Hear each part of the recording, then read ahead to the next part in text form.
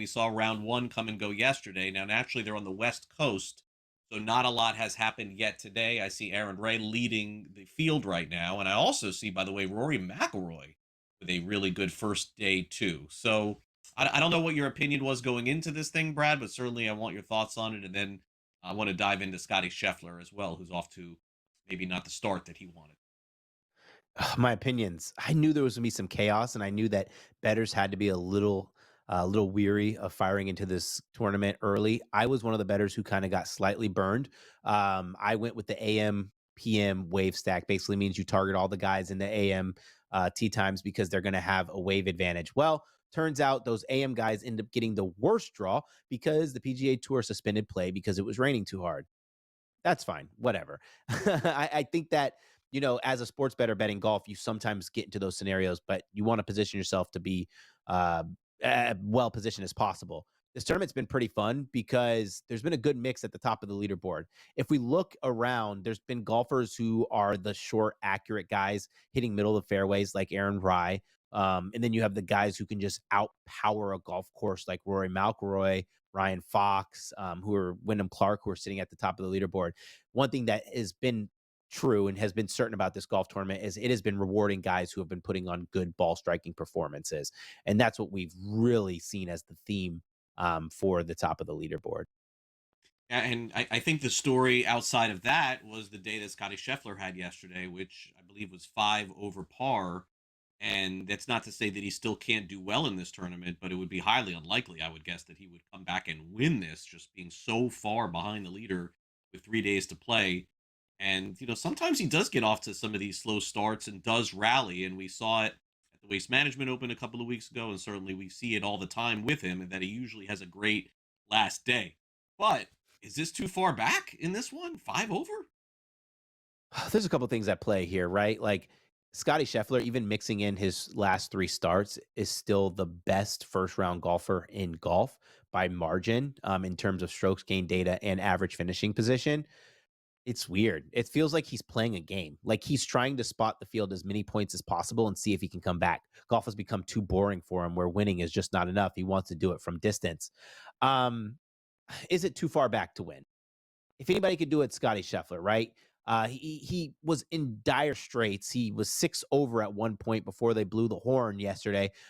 Finishes the round three under, not for the round, but finishes the last few holes three under par, which brought him to three under. He's already made a birdie so far to start this round. It's probably too far back because with Scotty Scheffler, when he's playing poorly, there's something that we can grasp at that he can turn around. Like normally when he's playing poorly, he's losing strokes putting, or maybe his approach play isn't great.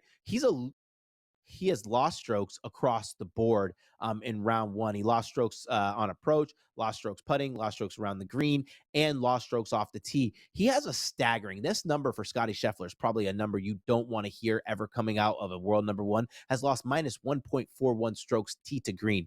That's not sustainable. Right now, he's only about what, eight back. So if he goes out there and puts together an impressive 4 or 5 under round at a golf course that can be very volatile, I think he can do it. There's a reason why Scotty Scheffler has the most protected odds anytime he's struggling, right? Let's look at the odds board real quick. Scotty Scheffler's probably going to be around 40 to 1 to win a tournament. I'm talking about this is a guy who's struggling right now to make the cut because it's top 50s and ties after Yeah, today. that's right. He's below the cut line. I I don't think he's a good bet. I think this is a real scenario where Scotty Scheffler finishes around T37, barely makes the cut, and we move on and start the Florida swing. Yeah, I think so too. I mean, but again, he's come back before, but this Yes. does seem this seems very formidable though to win outright. By the way, he's still the favorite to win the Masters at plus 280 and the PGA Championship and the US Open and the Open Championship. Did you get in on anything of this before the golf season began, or are you just not a favorite guy?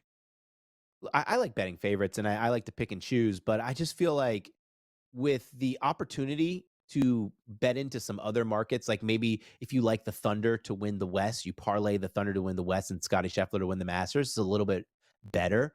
I just can't.